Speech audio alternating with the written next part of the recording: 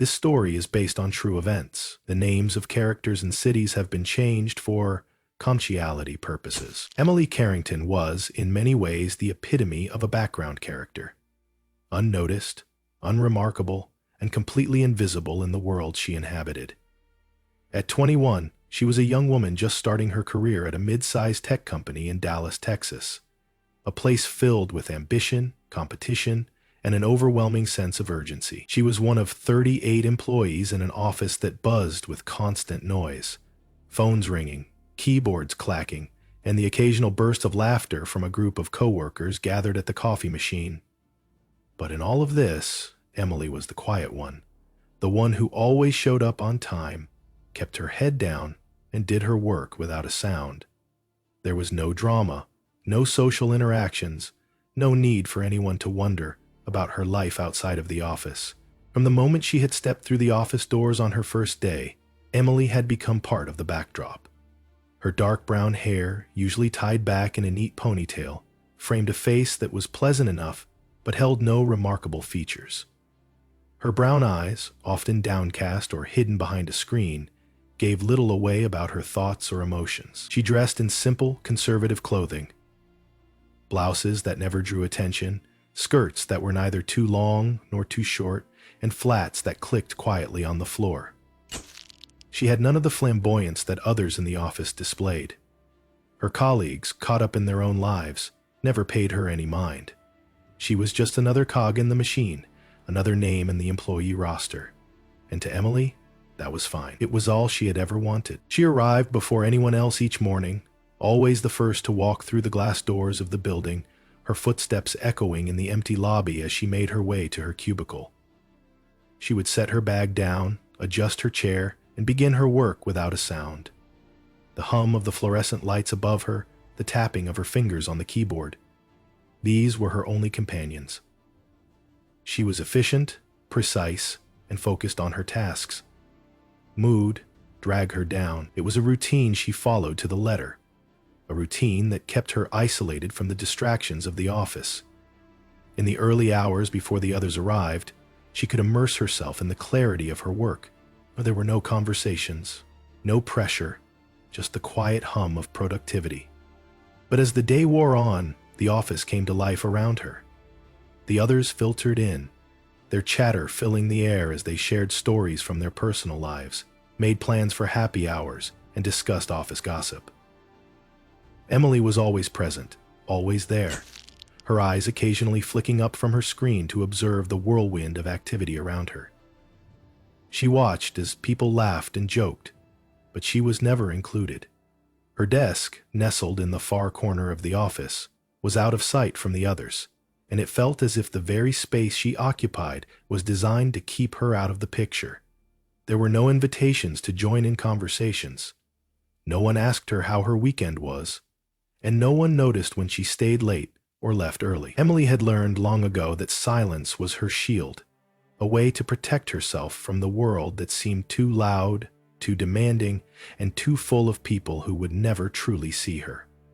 Even her manager, Greg Thompson, a middle-aged man with a fondness for sports talk and a tendency to avoid confrontation, barely acknowledged her existence.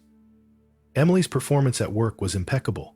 She never missed a deadline, never needed to be reminded of her tasks, and always produced results. But in a company where office culture was everything, where networking and socializing were as important as work itself, Emily was nothing more than a shadow. She was the kind of person who fell through the cracks, the kind of person you forget existed the moment she left the room. No one ever bothered to check on her, to ask if she was okay or if she needed anything. She simply was. The isolation suited her, at least for a time. Emily didn't have the energy or the inclination to join in the office's social life. She preferred to retreat into her own world, where the noise of others couldn't drown out her thoughts. At home, she lived a quiet life, with few friends and no family close by. Her apartment was small and sparse, an environment that mirrored the emptiness she felt within. She rarely left the apartment on weekends, spending her days reading, watching old movies, or diving deep into her work. She had no one to share her life with, no one to make her feel visible in a world that constantly overlooked her. The loneliness was something she had come to accept, even embrace, but it gnawed at her nonetheless. Occasionally, a thought would creep into her mind.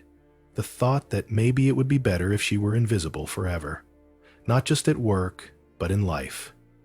To fade away into nothingness and leave behind the pain, the emptiness, the constant yearning for something more.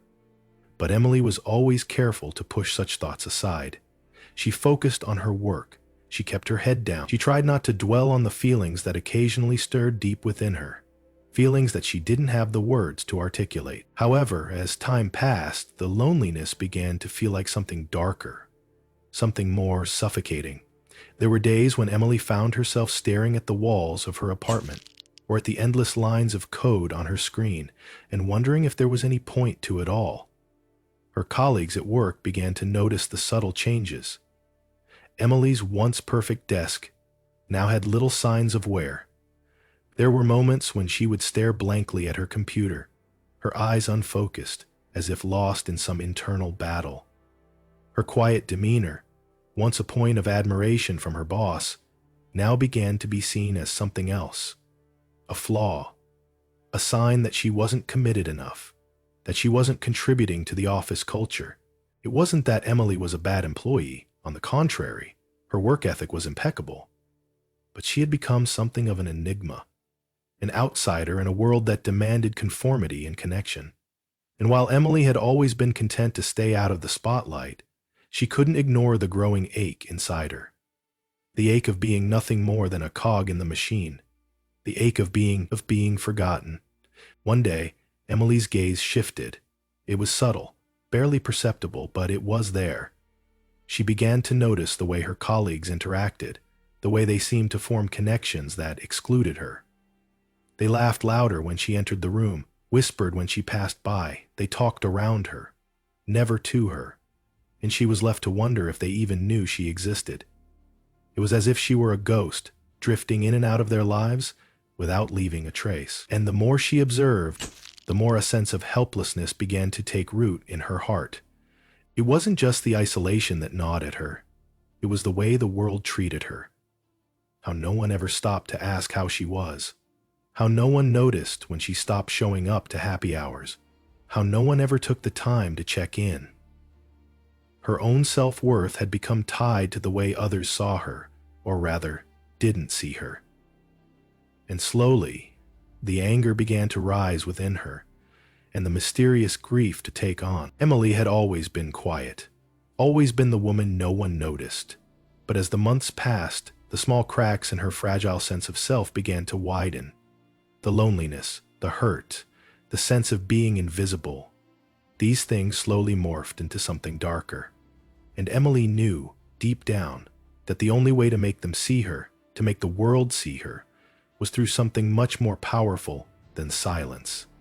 She found herself thinking of no one thought deeply about her as though she were someone they knew. Something far more violent. The quiet start of Emily's life was drawing to a close, and the storm inside her was beginning to gather force. The invisible woman had been overlooked for the last time. It started small, almost imperceptible. Just a slight shift in Emily Carrington's usual routine. At first, the changes were so subtle that no one in the office noticed, least of all the colleagues who barely acknowledged her existence. But as the days passed, the cracks in her composure deepened, and a sense of tension began to build that would ultimately spiral into something far darker. Emily had always been quiet, reserved, and diligent in her work. She kept to herself, avoiding the noisy chaos of office life while maintaining a professional, if distant, demeanor. But for the past few weeks, there had been something different in the way she carried herself. It was as if she were becoming more withdrawn, more detached from the world around her, as though she were slowly disappearing into her own mind. Zoltan took Zoltan's truck and waved him into it. Emily jumped into her vehicle. Her once immaculate desk had started to show signs of neglect. The papers that once lay in neat piles were now scattered, crumpled, or left untouched for days. Her computer screen, once filled with precise lines of code, now displayed only a blank page, the cursor blinking as though it too were waiting for something to happen. Emily sat at her desk, motionless for hours, staring at the screen as if trapped in a trance. her eyes vacant, unfocused. It was clear to anyone paying attention that she was no longer fully present. Her colleagues started to notice the change. Conversations that once bounced around her like harmless chatter now seemed to pass over her, ignored. But it wasn't just the silence that marked her descent. It was the strange aura of agitation that lingered around her. Her movements became jerky and disjointed, a stark contrast to her previously calm and composed manner. She would occasionally mutter to herself under her breath, her lips moving in a low murmur that no one could make out. She'd shift her gaze from her screen to the wall in front of her, her breathing shallow, as if bracing herself for something. One afternoon, her team leader, Karen, had asked her to make some updates to a software project. It was a routine request, something Emily had done countless times before without hesitation, but today, when Emily looked up at Karen, her face was pale, her eyes hollow, as if she had not slept in days. There was a strange twitch at the corner of her mouth, just enough to make Karen pause. "Everything okay, Emily?" Karen had asked, but Emily hadn't responded right away. Instead, her fingers lingered on the keyboard, as if unsure of what to do next. It was only after a long, uncomfortable silence that she slowly nodded and went back to work. But Karen could tell something was off. She had seen this look before. Exhaustion, sure, but something more. Something darker. Emily's usual self-assurance was gone, replaced by a strange stillness. By the end of the week, Emily's behavior had taken a noticeable turn for the worse. She began arriving late to work, her once punctuality now slipping into neglect. She no longer made eye contact with anyone in the hallway or during the morning meetings. She sat silently at her desk, the headphones she had once worn to block out the noise now a permanent fixture in her ears. The others had learned not to interrupt her.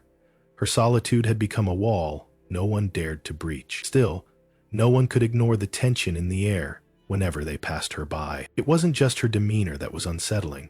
Her work had also begun to show signs of strain. Emily, who had once delivered her tasks with precision, had started to make careless mistakes. Lines of code that should have been simple were now filled with errors. Unexpected bugs, overlooked details, and half-finished projects piling up on her desk. When asked about it, she would mutter a vague excuse and return to her work. But it was clear to anyone who bothered to pay attention that she was no longer performing at the level she had once maintained. Her frustration, too, was becoming visible. Her fingers would tap violently on the keyboard, her face flushed with exertion as she tried to correct her own mistakes. But the more she tried, the worse things seemed to get. Emily's behavior continued to deteriorate. She stopped going out for lunch with her colleagues, choosing instead to eat at her desk, staring blankly at the food in front of her. She would sometimes push it around with her fork, but rarely took more than a few bites before abandoning the meal entirely. The office buzzed around her, but she was no longer part of it. She was a ghost among them, and they didn't even notice how close she was to vanishing entirely. In the following week, there were moments when Emily's presence became unbearable, even in its quietness. She began to twitch uncontrollably at odd moments, her hand shaking slightly as she typed. Her eyes grew wide, like someone caught in the middle of a waking nightmare. And every so often, she would snap back to reality, shaking her head as though trying to rid herself of a thought that refused to leave. There were times when she would stare blankly at the office clock for minutes at a time, her eyes unfocused, the seconds ticking away in agonizing silence. The small things began to change, and the office couldn't help but feel it. People would notice the smell of stale coffee in the air, left to fester in the break room because Emily no longer bothered to clean up after herself. The once pristine rows of desks had begun to look disheveled, and there was a distinct lack of energy in the space that had once been full of hustle and laughter. The air, once filled with chatter, now had an edge of unease, as though everyone instinctively knew something was wrong, but no one dared to speak it aloud. It was then that Emily's true desperation began to show itself. She no longer merely existed in the office, she was now visibly fighting something within herself, something she couldn't escape. The quiet young woman who had once been unnoticed was now the subject of hushed conversations behind closed doors.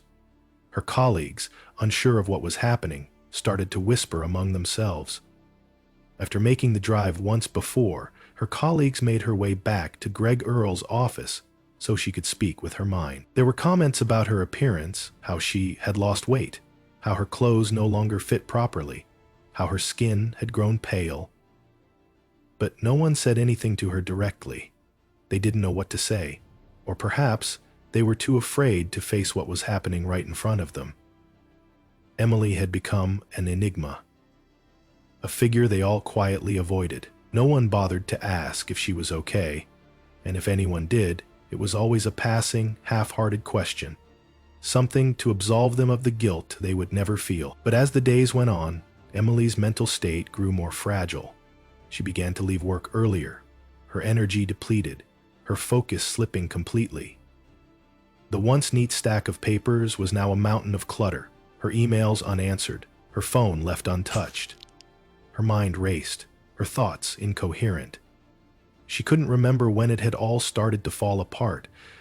Was it the constant feeling of isolation, the pressure to perform, the lack of connection to anyone in the office?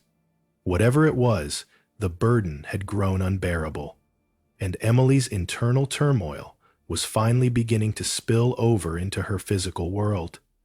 She had started hearing voices, soft whispers that came at odd times when she was alone in the office late at night, or when she stared too long at the blank wall in front of her desk. The voices were low at first, indistinguishable, like the murmur of distant conversations just beyond her reach. But they grew louder, more insistent, and soon Emily could no longer escape them. They began to speak directly to her, telling her that she was worthless, that she was invisible, that no one cared about her. They spoke with authority, with cruelty, as though they knew her every fear, every weakness. The voices mocked her, laughed at her, and no matter how much she tried to ignore them, they never stopped. Each day, the voices grew stronger, more demanding, and in response, Emily began to withdraw even further.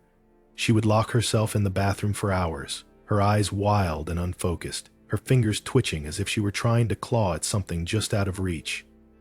The isolation, the pressure, the unrelenting voices, each moment felt like a struggle for survival, a desperate battle that she couldn't win. The warning signs had all been there, the erratic behavior, the neglect of work, the withdrawal from the world around her, but no one had truly seen them for what they were. No one had understood how fragile Emily had become. They had overlooked her for so long, assuming that she was just the quiet, withdrawn employee. And now it was too late. The cracks had deepened into something unfixable. And the desperation inside Emily had become something far darker. She was no longer just the woman everyone overlooked. She was the ticking time bomb waiting to explode. And soon, the office would feel the full force of her unraveling mind. The days leading up to the massacre were quiet ones, at least on the surface. Emily Carrington, once the invisible, quiet employee in the corner of the office, had transformed into someone else entirely. The whispers in her head had only grown louder. The isolation, the dismissal, the constant feeling of being less than, of being unseen.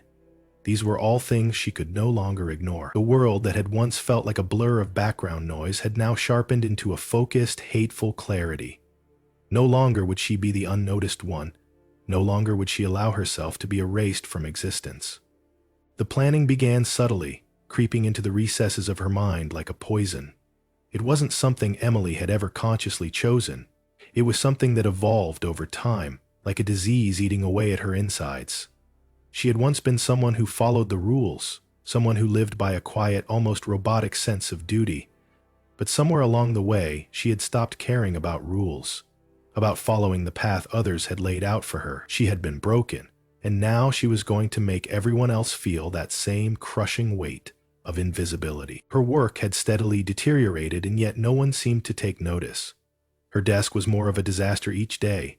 Papers scattered everywhere, food containers accumulating, and the once neat arrangement of her computer and keyboard now a chaotic mess. She no longer cared about deadlines, no longer cared about the small tasks that once consumed her time. Her mind, instead, was preoccupied with something far more important. Something that had been building for months, a plan, a reckoning. Emily began to arrive at the office earlier, often before the sun had fully risen, the parking lot empty save for a few cars. She preferred the quiet of the early hours, the emptiness, the solitude.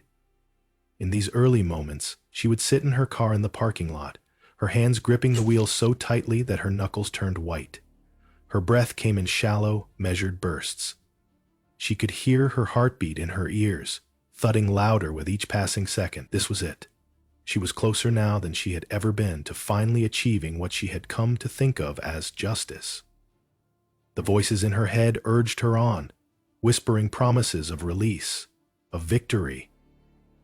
Every morning, she walked into the office with a feeling of growing anticipation, as if each day was another step toward the inevitable. She began to gather small, seemingly inconspicuous items: a stack of pens, a few boxes of paper clips, a plastic bag of aspirin. These were her tools, the things that would help her carry out the plan without raising suspicion. But it wasn't the physical objects that mattered. It was the careful calculations she was making.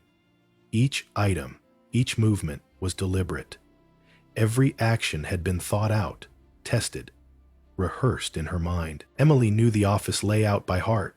She had worked there long enough to know the weak points, the moments when everyone would be distracted, the places where she could make her move with minimal resistance. The building was large, spread out over several floors, but the heart of the company was the open office space, wide and airy, filled with rows of desks and cubicles, where the majority of the employees spent their time. The office had no security beyond a few surveillance cameras, which Emily had carefully studied. She knew which ones worked, which ones didn't, and which ones were positioned in ways that wouldn't catch her movements. But it wasn't just the physical space that she had mapped out. She had begun to study her colleagues more closely. She watched their movements, listened to their voices, learned their routines. She knew when people arrived, when they left, when they took their breaks. She observed the small groupings that formed naturally, who ate together, who talked during lunch breaks, who gathered at the coffee machine. So Emily had always been an observer, an outsider. But now, that outsider's perspective had become a weapon. She was no longer just a passive participant in the office's daily life. She was studying them, calculating how to strike when the time was right. At first, it wasn't about killing. It wasn't about violence. It was about the feeling of control. For the first time in her life, Emily felt powerful. She was in charge of something.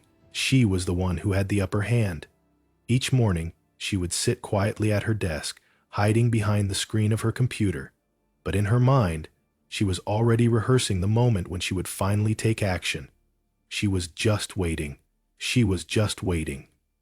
She was just to keep action alive, so that she pictured herself walking through the office, each step deliberate, each breath measured, as if everything in the world had slowed down for her. There would be no hesitation, no second guessing. It would all be perfect. The decision to act came in the middle of the following week, a day that had started like any other.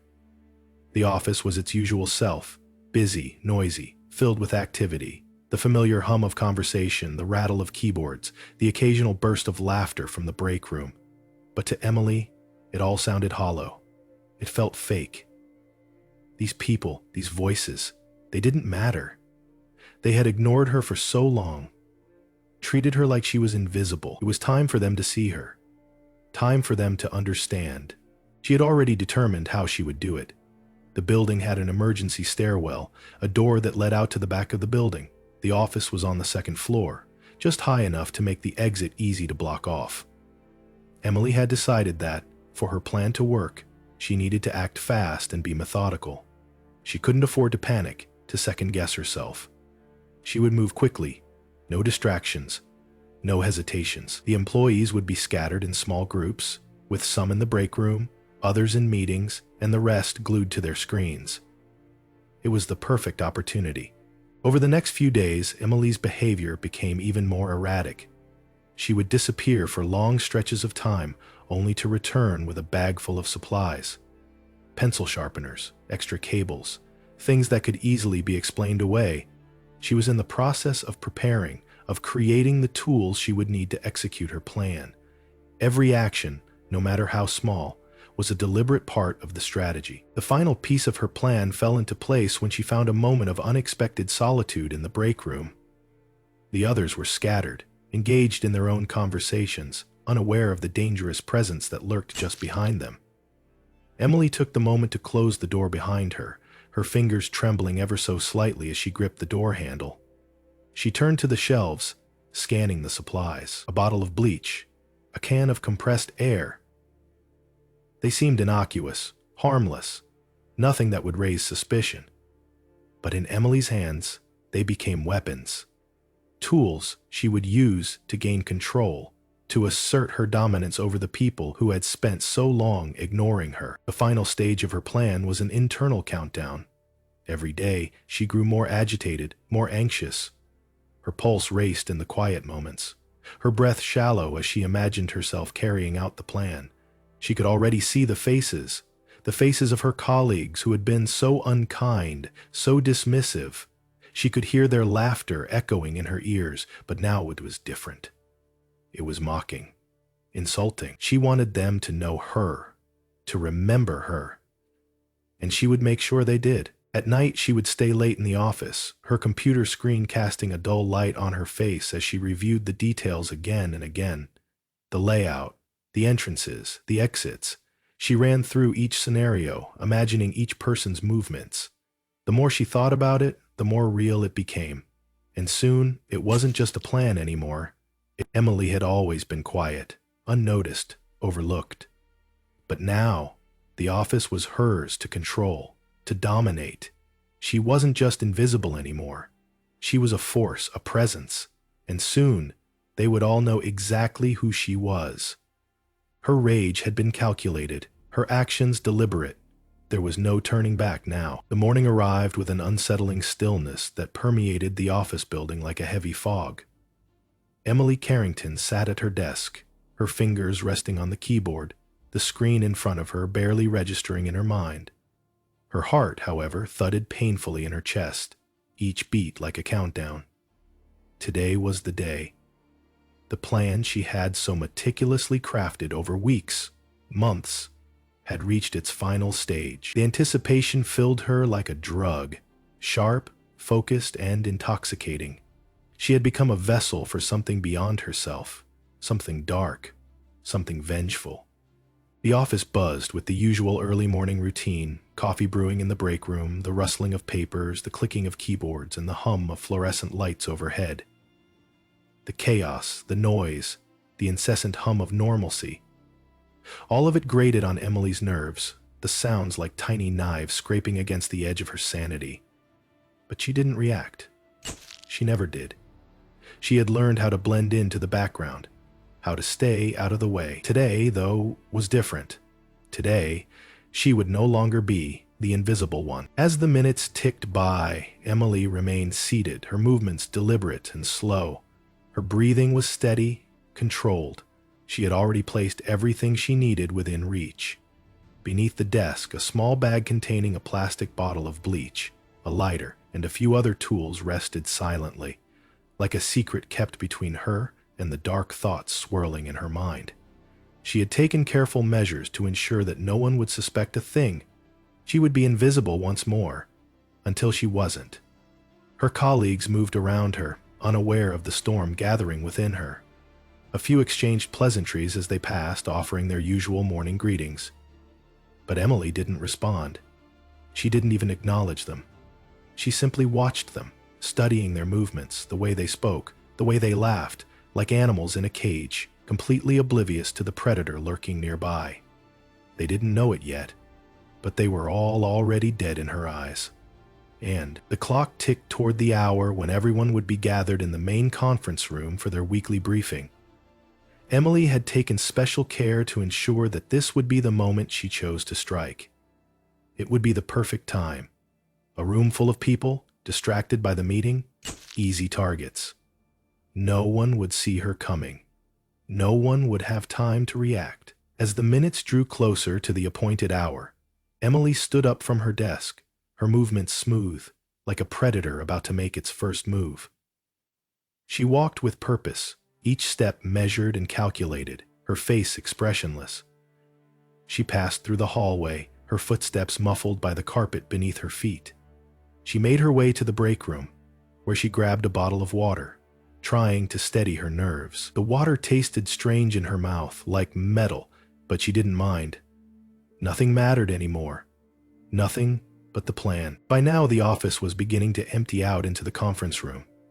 Emily walked past the group of employees who had already started gathering around the door, their voices rising in a low hum.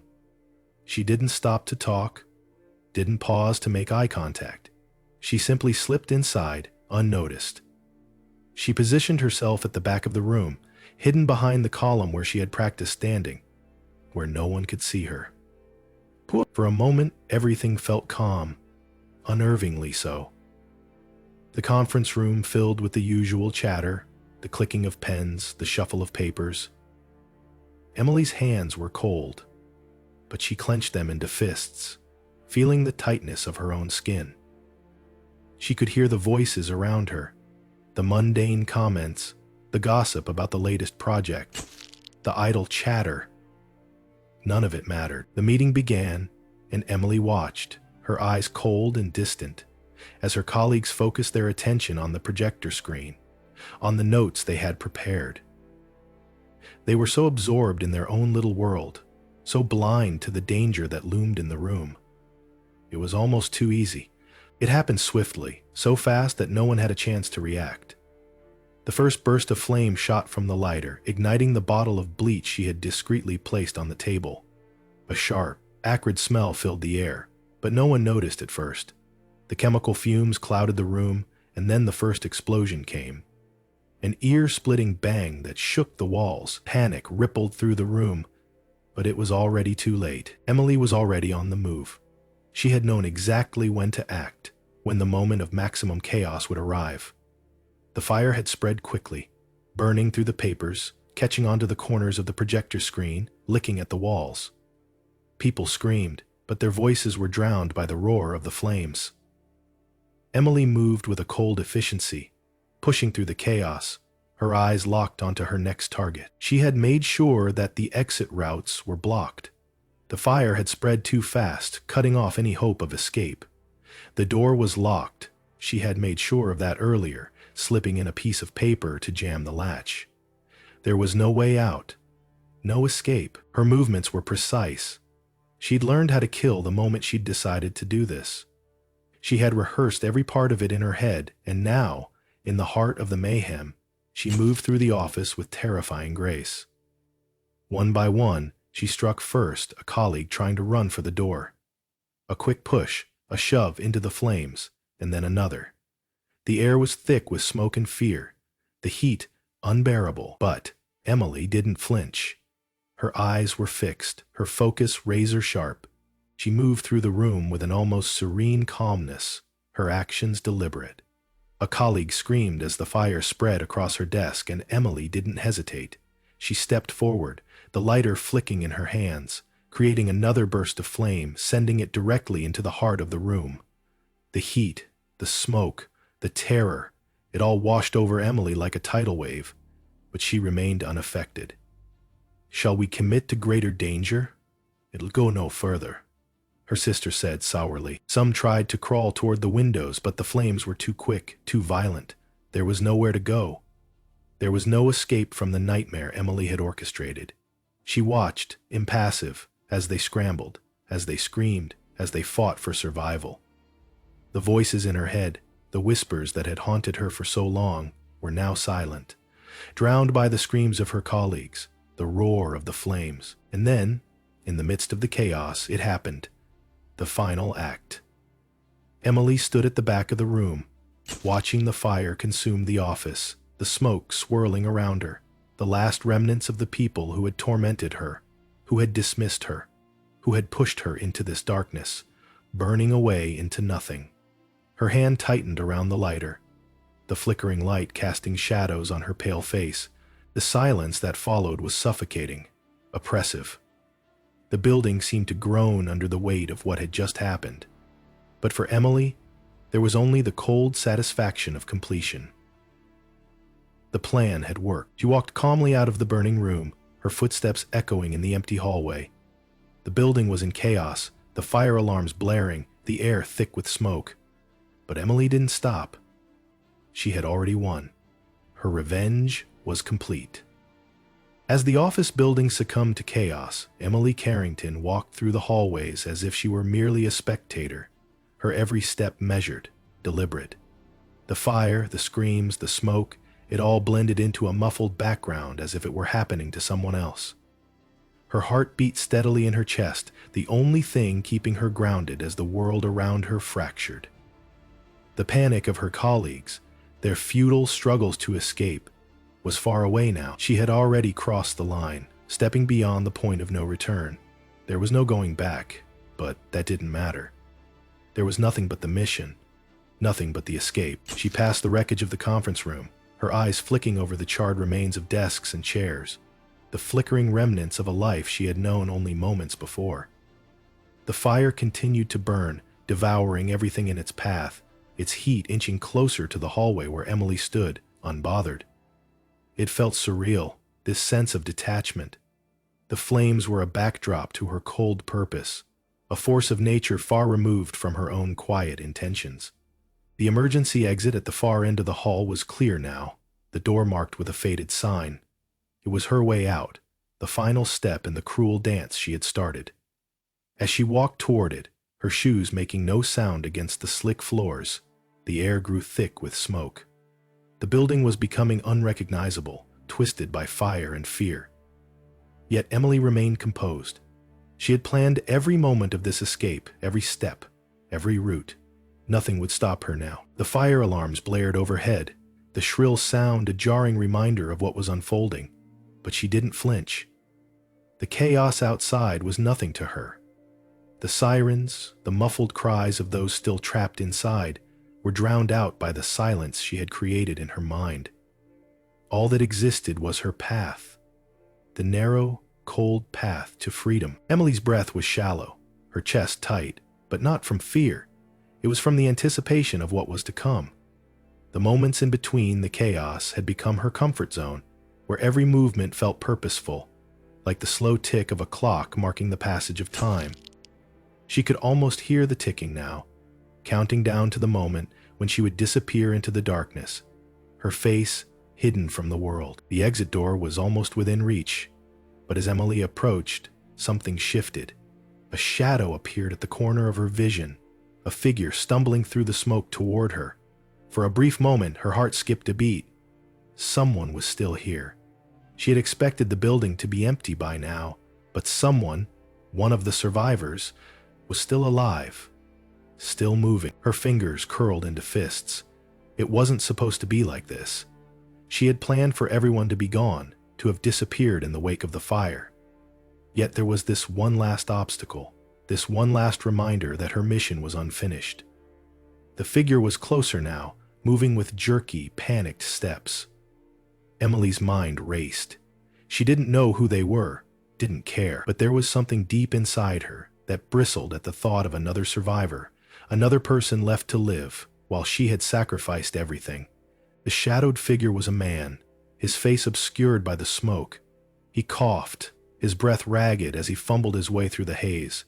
He wasn't looking at Emily, his eyes focused downward, searching for something, anything, to help him escape. But Emily didn't give him the chance to see her. She moved quickly, slipping into the shadows of the hallway as he neared the emergency exit. The man paused for a moment, staring at the door, unsure if it would lead to safety or if it was another trap. Emily's breath caught in her throat as she watched him, her body tensed, ready to act. The voices in her head whispered again, urging her to take control, to finish what she had started. She took a step forward, the cold air surrounding her body like a shroud, and in one swift motion, she grabbed the man's shoulder, pushing him violently into the wall. He let out a strangled cry, and for a moment their eyes met, but there was no time for words. Emily's hands were already at his throat, pressing down with the same calculated precision she had used on her colleagues earlier. He struggled, his hands flailing weakly, but his resistance was futile. The fire had robbed him of his strength, and now Emily took everything from him. She pressed harder, watching the panic in his eyes as he gasped for breath, until there was nothing left but silence. She let him fall to the floor, his lifeless body crumpling in a heap at her feet. The door was now open, and Emily stepped over the body, her footsteps slow and steady. There was no emotion behind it, just a sense of finality, a sense of completion. She had finished what she set out to do. Outside, the night was colder than she had anticipated. A sharp wind cut through her thin clothes, but Emily didn't care. She inhaled deeply, the air cool in her lungs. For the first time in hours, the silence felt almost comforting. She had left the building behind, the flames, the smoke, the bodies, and entered a world that seemed almost untouched by the horrors she had left behind. It was as if she had crossed a threshold, stepping into a different reality. She didn't look back, not once. The city of Oklahoma lay before her, its streets quiet and empty. But Emily felt none of the emptiness that had once defined her. Now, there was only the sharp clarity of freedom. She had no destination, no plan for the future. But she knew she didn't need one. She would disappear, blending into the darkness like a shadow, and no one would ever find her. She had been the invisible one before. Now, she was untouchable. Emily's hands were still shaking, but not from fear. The adrenaline had long since faded, replaced by a cold satisfaction, a complete detachment. She felt no remorse, no guilt. There was only the sharp clarity that came with the finality of her actions. The people who had never seen her, who had never cared, were gone, and she was free. The night swallowed her whole as she walked further into the shadows, her steps growing fainter with each passing second. The world behind her burned, but Emily Carrington was already gone. The news of the massacre spread like wildfire, crackling through the airwaves and leaking into the quiet homes of Texas with brutal force. The office, once a symbol of routine, of normalcy, was now reduced to a smoking ruin.